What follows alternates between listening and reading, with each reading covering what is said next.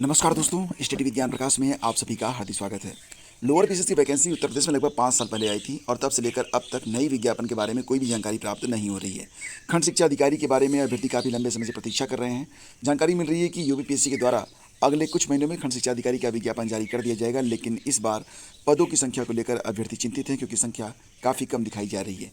कितनी संख्या है आगे देखेंगे, लेकिन इसी बीच शिक्षक भर्ती को लेकर भी एक बड़ी अपडेट सामने आ रही है। शिक्षक भर्तियों में जो अध्याचन पहले से ही प्राप्त हो चुके हैं उस पर भी, साथ ही साथ ये भी है कि टीजीटी पीजीटी और असिस्टेंट प्रोफेसर के लिए जो कि आवेदन लिए जा चुके हैं, परीक्षा कब तक होगी और नया विज्ञापन कब तक जारी होगा, साथ ही साथ आयोग में क्या चल रहा है, नए अध्यक्ष का चुनाव कब तक कर लिया जाएगा, इसके बारे में भी कुछ अपडेट्स यहाँ पर निकल कर सामने आई हैं। तो आज का वीडियो बहुत ही इंपॉर्टेंट है, आप लोग पूरा सेशन ध्यान से देखिए। तो फ्रेंड्स, आज की तारीख है 23 जुलाई। चलिए शुरू करते हैं आज के दैनिक रोजगार समाचार। सबसे पहले तो जो खबर निकल के सामने आ रही है वो यही है कि लंबित परीक्षा पर निर्णय के बाद नई भर्ती के लिए अध्याचन, बड़ी संख्या में खाली हुए हैं असिस्टेंट प्रोफेसर के पद। तो फ्रेंड्स, यहाँ पर बात करेंगे असिस्टेंट प्रोफेसर के बारे में, साथ ही साथ टीजीटी पीजीटी परीक्षा के बारे में और इसका नया विज्ञापन कब तक जारी हो रहा है। तो अगर न्यूज़पेपर की देखें तो खबर ये निकल के आ रही है कि प्रदेश के अशासकीय महाविद्यालयों में असिस्टेंट प्रोफेसर के 1017 पदों पर लंबित भर्ती परीक्षा पर निर्णय होने के बाद ही नई भर्ती के लिए उत्तर प्रदेश शिक्षा सेवा चयन आयोग को अध्याचन भेजा जाएगा। लेकिन ये कंडीशनल बात लिखी गई है, यहाँ पर यह भी लिखा गया है कि अगर आयोग कहे तो हम उसको अध्याचन पहले भी भेज सकते हैं। एग्जैक्टली फ्रेंड्स, अगर देखा जाए तो अगस्त 2022 में शिक्षक भर्ती के लिए जो अध्याचन जारी हुआ था, विज्ञापन जारी हुआ था और इसके बाद जो आवेदन लिए जा चुके हैं, तो उसके बारे में अभ्यर्थी मांग कर रहे हैं कि काफ़ी लंबे समय से विज्ञापन जारी नहीं हुआ नया, तो जो पद इस दौरान रिक्त हुए हैं उन रिक्त पदों को पुराने विज्ञापन में जोड़कर फिर परीक्षा करवाई जाए। तो रिक्त हुए नए पदों का अध्याचन उच्च शिक्षा निदेशालय की ओर से आयोग को भेजा जाना है। जून 2024 में बड़ी संख्या में शिक्षक जो है रिटायर हुए हैं और अशासकीय महाविद्यालयों में असिस्टेंट प्रोफेसर के सैकड़ों पद अभी रिक्त हैं। अभ्यर्थी मांग कर रहे हैं कि असिस्टेंट प्रोफेसर के 1017 पदों के लिए भर्ती परीक्षा कराने से पहले रिक्त हुए नए पदों को पुरानी भर्ती में शामिल कर लिया जाए। और सेम इसी प्रकार की मांग टीजीटी पीजीटी परीक्षा में भी की जा रही है कि जो नए पद रिक्त हुए हैं उनको पुराने विज्ञापन में शामिल करके उसके बाद परीक्षा करवाई जाए। कुछ दिन पहले आयोग ने कहा था कि वो सबसे पहले लंबित परीक्षाओं में असिस्टेंट प्रोफेसर की परीक्षा को पहले करवाएगा, उसके बाद टीजीटी पीजीटी की परीक्षा करवाई जाएगी। लेकिन इसी बीच पेपर लीक के बाद नए कानून बनाए गए हैं और उस पर नए नए प्रिंटिंग प्रेसों का चुनाव किया जाना है और साथ ही साथ पूरी व्यवस्था में काफ़ी बड़ा बदलाव देखने को भी मिल रहा है। तो अब अभ्यर्थी यहाँ पर इस बात को लेकर चिंतित हैं कि आखिर ये परीक्षा हो कब तक पाएगी। बहुत सारे अभ्यर्थी तो यहाँ तक कह रहे हैं कि ये परीक्षा 2024 में संभव नहीं है, लेकिन आयोग जिसमें अभी तक अध्यक्ष की नियुक्ति नहीं हुई है उसके बारे में जानकारी ये मिल रही है कि आयोग के बारे में और साथ ही साथ सरकार का भी ये कहना है कि जो लंबित परीक्षाएँ हैं पहले वो पूरी की जाएंगी, इसके बाद नए विज्ञापन जारी किए जाएंगे और प्रक्रिया तेज़ गति से पूरी की जाएगी। तो फिलहाल फ्रेंड्स, आयोग में अब तक अस्थायी अध्यक्ष की नियुक्ति नहीं हुई है, जबकि परीक्षाओं से जुड़े जो नीतिगत बड़े फैसले होते हैं वो अध्यक्ष को ही लेने होते हैं। सूत्रों का कहना है कि अगर आयोग की ओर से उच्च शिक्षा निदेशालय से नए पदों का अध्याचन मांगा जाता है, अच्छा नए पदों का अध्याचन मांगा जाता है, तो जब तक अध्यक्ष की नियुक्ति होगी नहीं तब तक अध्याचन कौन मांगेगा। तो लेकिन फिर भी कहा जा रहा है कि अगर आयोग की ओर से उच्च शिक्षा निदेशालय से नए पदों का अध्याचन मांगा जाता है तो अध्याचन भेज दिया जाएगा। तो और यदि आयोग जो 1017 पद हैं असिस्टेंट प्रोफेसर के, इस पर पहले परीक्षा करवाने के बाद फिर अध्याचन मांगता है, तो मतलब सारा जो दारोमदार है वो आयोग के ऊपर ही है कि आयोग पहले परीक्षा करवा के नया विज्ञापन जारी करेगा या फिर जो रिक्त पद हैं उनको ऐड करके साथ ही साथ मतलब जो नए रिक्त पद हैं और जो पुराना विज्ञापन है दोनों की परीक्षाएं बस एक ही बार में करवा लेगा। तो फिलहाल ये सेम चीज़ें हैं टीजीटी पीजीटी के बारे में भी और असिस्टेंट प्रोफेसर के बारे में भी।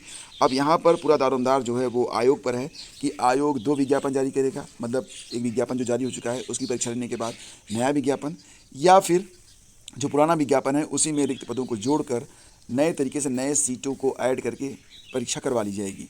तो फिलहाल अभी इसके बारे में जो निर्णय है वो आयोग को लेना है, लेकिन आयोग निर्णय तभी ले पाएगा जब अस्थायी अध्यक्ष की जल्द नियुक्ति कर दी जाए।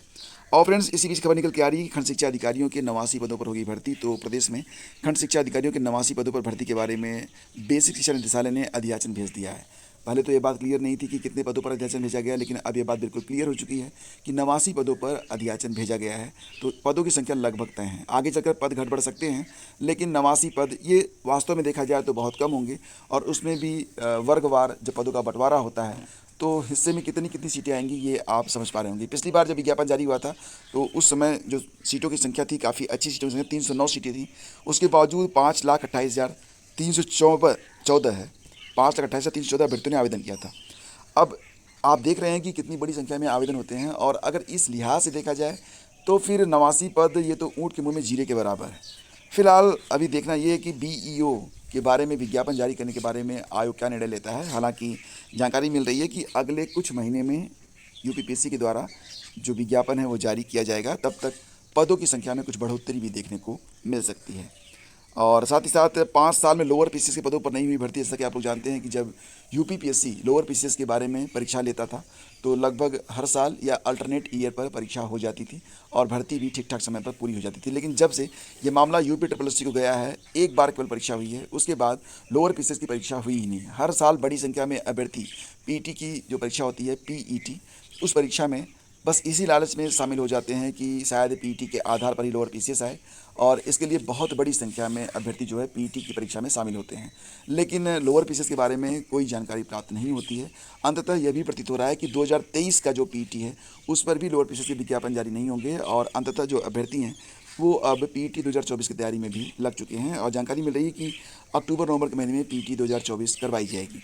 तो लोअर पीसीएस के पदों पर 5 सालों से कोई भर्ती नहीं, पहले यह भर्ती यूपीपीएससी करवाता था, और अभ्यर्थियों ने अब मुख्यमंत्री को पत्र लिखकर यह भर्ती पुनः यूपीपीएससी को ही वापस करने की मांग की, और ये भी कहा है कि क्योंकि विगत लगभग 5 सालों में लोअर पीसीएस की कोई भी वैकेंसी आई नहीं है, तो नया विज्ञापन यूपीपीएससी के द्वारा जारी करवाया जाए, और उम्र सीमा में छूट भी मिलनी चाहिए, क्योंकि बहुत सारे अभ्यर्थी इन 5 सालों में ओवर एज हो चुके हैं, तो उम्र सीमा में छूट के साथ नया विज्ञापन जारी होना चाहिए। अब यहाँ पर जो नए अभ्यर्थी हैं उनको बताना चाहेंगे कि लोअर पीसीएस में कौन कौन से पदों की भर्ती होती है। तो फ्रेंड्स, काफ़ी सारे महत्वपूर्ण पद हैं, जैसे कि अधिशासी अधिकारी नगर पंचायत, कर अधिकारी, विपणन एवं पूर्ति निरीक्षक, खांडसारी निरीक्षक, सहायक चकबंदी अधिकारी, सहायक विकास अधिकारी, सहायक निरीक्षक सहकारिता, सहायक विकास अधिकारी 2, खादी ग्रामोद्योग बोर्ड, अपर जिला सूचना अधिकारी हिंदी, जिला मद्य निषेध और समाजोत्थान अधिकारी, नीलामी आयोजक और विपणन निरीक्षक पशुपालन, सहायक कोषागार निरीक्षक, मंडी निरीक्षक और मंडी पर्यवेक्षक ग्रेड 2, संकलन अधिकारी, राजस्व निरीक्षक, निरीक्षक विधिक माप विज्ञान आदि। तो बहुत सारे महत्वपूर्ण पद हैं, और इन पदों पर लोअर पीसीएस के माध्यम से ही भर्ती करवाई जाती है। फिलहाल अब मुख्यमंत्री के हाथों में है, क्योंकि अभ्यर्थी तो यहाँ पर मांग कर ही रहे हैं कि जो विज्ञापन है वो यूपीपीएससी के माध्यम से जारी करवाया जाए, और ये भी मांग की जा रही है कि जो उम्र सीमा है उसमें भी छूट उनको थोड़ी सी मिल जाए तो बहुत ही बड़ी कृपा होगी। अब देखो फ्रेंड्स, इसी बीच खबर ये निकल के सामने आ रही है कि देश की तेज़ी से बढ़ती आबादी का 65% हिस्सा 35 वर्ष से कम आयु का है, पर इनमें से बहुत से लोगों के पास आधुनिक अर्थव्यवस्था के अनुकूल कौशल का अभाव है। मतलब ये है कि लगभग आधे यहाँ पर स्नातक ऐसे हैं जो रोज़गार के काबिल नहीं है, मतलब उनके अंदर कोई भी ऐसा टैलेंट नहीं है जिसके आधार पर उनको रोज़गार मिल सके। तो संसद में पेश आर्थिक सर्वेक्षण के अनुसार करीब 51.25% युवा ही रोजगार के योग्य हैं। मतलब लगभग आधे युवा रोजगार पा सकते हैं। आधे युवा ऐसे हैं जिन्होंने स्नातक तो पूरा कर लिया है, लेकिन उनके अंदर कोई स्किल नहीं है। स्किल का मतलब आप समझ रहे होंगे कि जैसे कि आईटीआई वगैरह लोग कर लेते हैं तो एक स्किल बन जाता है। इसके अलावा कुछ प्राइवेट तरीके से भी लोग अपना स्किल डेवलपमेंट कर लेते हैं तो उनको जॉब मिल जाती है, लेकिन यहाँ पर कोई स्किल नहीं है, और ये युवा बस भर्ती परीक्षाओं के भरोसे ही बैठे हुए हैं। तो हालांकि बीते दशक में कौशल युक्त युवाओं की तादाद 34% से बढ़कर 51.3% हो गई है, और 6 वर्षों में भारतीय श्रम बाजार संकेतक भी सुधरे हैं, और इसमें 2022-23 में बेरोजगारी दर घटकर 3.2% हो गई है। हालांकि भले ही कहा जाए कि बेरोजगारी की दर घट रही है, लेकिन फिलहाल अगर आप मार्केट में निकलें और युवाओं से मिलें तो लगता है कि बेरोजगारी तो तेज़ी से बढ़ रही है, क्योंकि युवा सबसे अधिक चिंतित हैं तो रोज़गार को लेकर हैं। और एक बात और भी है कि अगर कुछ निजी व्यवसाय न होते तो एक बड़ी आबादी आज अराजकता का शिकार हो गई होती। फिलहाल जो भी है, आगे बढ़ते हैं, और खबर है कि सीजीएल भर्ती परीक्षा 2024 के लिए आवेदन 24 जुलाई तक लिए जाएंगे। तो अगर आप लोग यहाँ पर कंबाइंड ग्रेजुएट लेवल सीजीएल भर्ती परीक्षा 2024 के लिए आवेदन करना चाहते हैं तो लास्ट डेट इसकी 24 जुलाई है, और आप लोग इस पर आवेदन कर सकते हैं। 17,727 पद हैं। इसके बारे में पहले ही मैं विज्ञापन जो आया था उस पर एक वीडियो बना चुका हूं, जिसका लिंक मैं आपको वीडियो के डिस्क्रिप्शन में दे दूंगा। और फ्रेंड्स, ये ऐसे पद हैं जो कि बहुत ही महत्वपूर्ण होते हैं, और निश्चित रूप से आपको इन पदों पर आवेदन जरूर करना चाहिए। अगर आपकी एलिजिबिलिटी है, थोड़ी सी मेहनत कर लेंगे तो बहुत ही शानदार जीवन आपका बन सकता है। तो आवेदन जरूर करिएगा। और रही बात की फ़ीस कितनी होती है, तो मात्र 100 रुपये की फ़ीस होती है। 2 चरण की परीक्षा होती है। अब यहाँ पर देखो, जो टियर 1 पहले चरण की परीक्षा होगी वो सितंबर-अक्टूबर में होगी। इसके बाद जो अगली परीक्षा होगी वो दिसंबर में होगी, और मार्च-अप्रैल तक आपकी नियुक्ति हो जाएगी। आगे बढ़ते हैं, और इसी बीच एक बड़ी खबर निकल के सामने आ रही है कि हाईकोर्ट ने केंद्र सरकार से एक बड़ा सवाल पूछा है कि किस कानूनी शक्ति से जारी की गई संविधान हत्या दिवस मनाने की अधिसूचना। तो इलाहाबाद हाईकोर्ट ने केंद्र सरकार से ये सवाल किया है कि आपातकाल लागू करने की तिथि 25 जून को संविधान हत्या दिवस मनाने की अधिसूचना किस शक्ति का प्रयोग कर जारी की गई है? कोर्ट ने गृह मंत्रालय से 31 जुलाई तक अधिसूचना से जुड़ी पूरी जानकारी तलब की है। मुख्य न्यायाधीश अरुण भंसाली और न्यायमूर्ति विकास बुधवार की खंडपीठ ने झांसी निवासी अधिवक्ता संतोष कुमार दोहरे की ओर से दाखिल जनहित याचिका पर यह आदेश दिया है। और फ्रेंड्स, जल्दी ही निस्तारित होगी समकक्ष अर्हता। अपर शिक्षा निदेशक पहुंचे आयोग। समकक्ष अर्हता विवाद के चलते आयोग लौटा चुका है पदों का याचन। तो बात यहाँ पर हो रही है LT गेट परीक्षा के बारे में।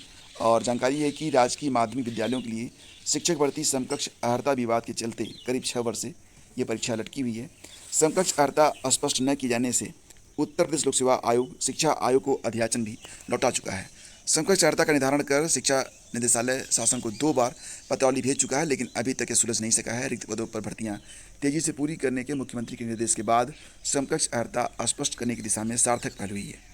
अपर निदेशक AD राजकीय अजय कुमार द्विवेदी ने 2 दिन पहले इस संबंध में वार्ता करने उत्तर प्रदेश लोक सेवा आयोग पहुंचे थे। ऐसे में उम्मीद की जा रही है कि समकक्ष अर्हता का विवाद जल्द ही सुलझ सकता है। राजकीय माध्यमिक विद्यालयों में कुछ विषयों में सहायक अध्यापक LT एवं प्रवक्ता पदों पर भर्ती के लिए योग्यता में समकक्ष का उल्लेख होने से असमंजस है। इस कारण पुरानी भर्तियों में कुछ अभ्यर्थी हाई कोर्ट पहुंच गए थे, क्योंकि विषय में समकक्ष अर्हता होने के कारण उनके आवेदन तो स्वीकृत किए गए, लेकिन परीक्षा में सफल होने के बाद समकक्ष अर्हता स्पष्ट न होने से नियुक्ति नहीं दी गई। तो मामला कोर्ट में पहुंच गया था और इसके बाद आदेश ये आया था कि पहले जो समकक्ष अर्हता है उसको क्लियर किया जाए, उसके बाद विज्ञापन जारी किया जाना चाहिए। तो अभी कई सारी चीज़ें हैं जिस पर स्पष्टीकरण आएगा। उसके बाद LT गेट का विज्ञापन आपको जल्द ही देखने को मिल सकता है। और इसी बीच सिपाही भर्ती परीक्षा पेपर लीक करने वाले आरोपियों से ED ने की पूछताछ। मेरठ जेल में राजू नयन मिश्रा, रवि अत्री और विक्रम से हुए सवाल जवाब। 22 आरोपियों के खिलाफ गैंगस्टर की कार्रवाई की गई है। ऐसी खबरें भी आज के अखबारों में हैं। तो फ्रेंड्स, ये थी आज की न्यूज़ अपडेट। और आने वाले समय में कई बड़ी परीक्षाएं होने वाली हैं, जिसमें UP PCS PET 2024 और RO की परीक्षा है। इलाहाबाद हाईकोर्ट का विज्ञापन भी आपको अक्टूबर-नवंबर में देखने को मिल जाएगा। तो बेहतर यही होगा कि आप लोग देखो, होपलेस होना ये कोई निदान नहीं है। आपको उम्मीद बनाए रखना पड़ेगा और प्रयास तो सबसे ज़्यादा करना पड़ेगा, क्योंकि आप सबसे अधिक अंक लाकर ही बिल्कुल श्योर हो सकते हैं कि आपका चयन हर हालत में होगा, चाहे मेरिट कम जाए चाहे ज़्यादा जाए। तो उसके लिए आप लोग जी तोड़ प्रयास करें। सबसे बेटर होगा कि आप GK और अपना करंट अफेयर वो नियमित तौर से पढ़ते रहें। GK और current affair class only GS master class YouTube channel पर प्रतिदिन लगाई जाती है। जिन लोगों ने अभी तक only GS master class YouTube channel को सब्सक्राइब नहीं किया है, वो अब जाके सब्सक्राइब कर लें, क्योंकि यहाँ पर आपको प्रतिदिन 60 GK के वीडियोज़ अवेलेबल करवाए जा रहे हैं, जो कि आपके लिए बहुत ही इंपॉर्टेंट है। और करंट अफेयर की क्लास प्रतिदिन चलती है और 10 मिनट में आपको सारे महत्वपूर्ण प्रश्न कवर करवा दिए जाते हैं। तो वो इसी चैनल पर होता है, आप जरूर वॉच किया करें। धन्यवाद।